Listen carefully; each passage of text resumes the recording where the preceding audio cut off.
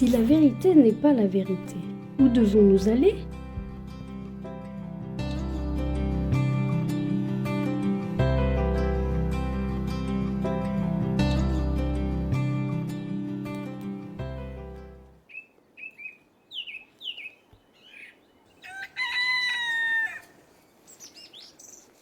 Chers amis de la vérité, notre série de vidéos sur la lettre ouverte touche à sa fin. Qu'avons-nous vu ? Premièrement, l'injustice doit toujours être traitée et corrigée, qu'elle touche les petits comme les grands. Deuxièmement, la position biblique officielle sur la vaccination est la neutralité, contrairement à la pratique des 4 dernières années. Troisièmement, il existe de nombreuses raisons valables pour les chrétiens de ne pas se faire vacciner.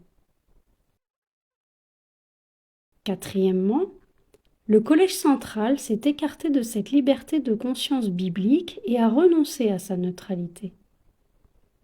Cinquièmement, le Collège central a stigmatisé les frères et sœurs non vaccinés simplement parce qu'ils ont choisi un autre traitement médical. Inimaginable. Sixièmement, pour ce faire, elle a utilisé toute une gamme de techniques de manipulation sophistiquées dans ses rapports de situation, c'est-à-dire en public.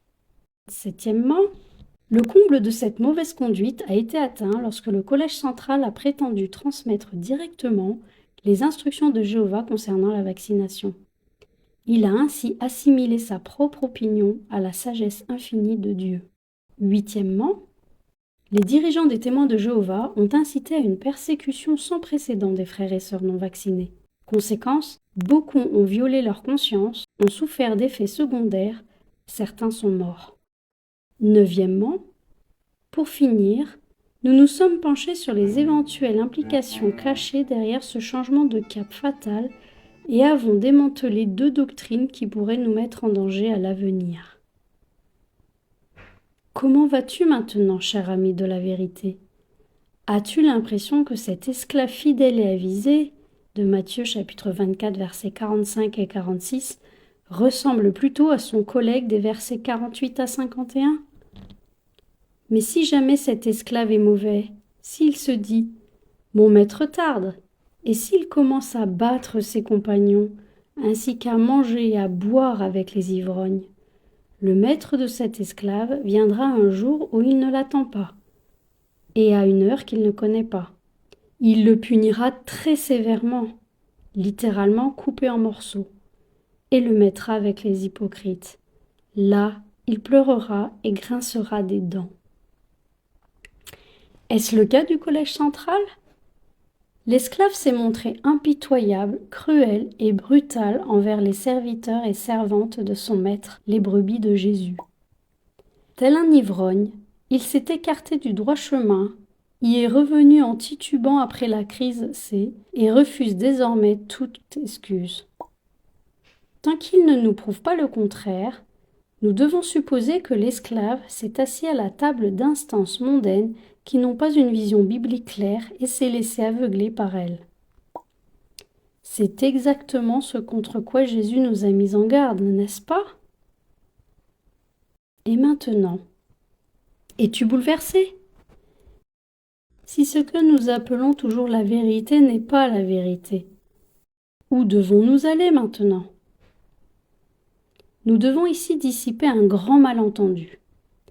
La vérité n'est pas un groupe de personnes ou une communauté religieuse. La Bible enseigne autre chose. La vérité est une personne. Jésus lui répondit : « Je suis le chemin, la vérité et la vie. Personne ne peut aller vers le Père si ce n'est par moi. » Jean chapitre 14, verset 6. La question « Où devons-nous aller ?» devrait donc en réalité être « Vers qui devons-nous aller ?» Comme Simon-Pierre a répondu : « Seigneur, vers qui irions-nous ? Tu as des paroles de vie éternelle. » Jean chapitre 6, verset 68. C'est aussi simple que cela ? Nous allons vers Jésus et par Jésus nous arrivons au Père ? C'est ce que dit la Bible.